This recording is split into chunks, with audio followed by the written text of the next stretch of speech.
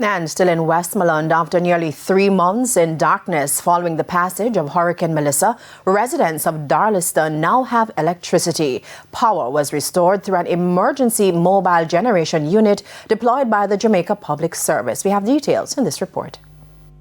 For Darliston residents, the return of electricity marks the end of a long and difficult wait. Hurricane Melissa damaged power infrastructure, and after months of uncertainty, frustration grew among residents, leading to desperate calls for action. But relief has come in a temporary form from JPS, while longer-term repairs continue. That temporary solution is in the form and shape of an emergency mobile power generating unit that we are officially commissioning today. The development follows months of sustained pressure from the Member of Parliament Dr. Dayton Campbell, who had publicly raised concern about the prolonged outage, while commending JPS for its efforts, noting the challenges post-disaster recovery. Energy Minister Darl Vaz sought to clear the air. When it comes to my job as minister, I don't have any color, because people are people, especially in times of suffering.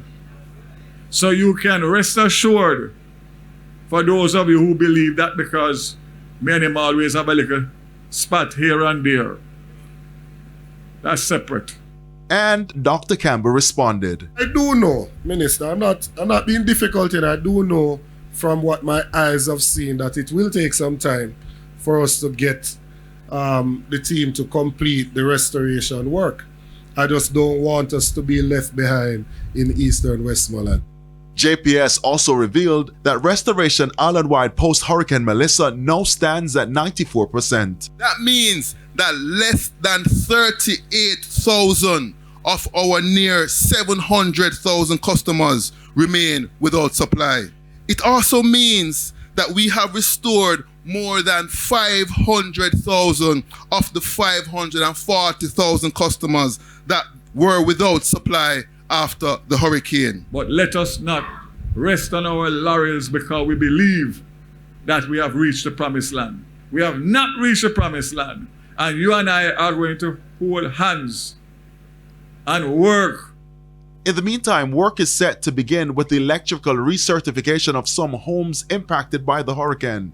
The Jamaica Social Investment Fund is working with the JPS to ensure that when you get back the light, before you plug in anything, that your system is up to the full standard. If your system needs to be recertified, the government will stand the cost. It is at no cost to you.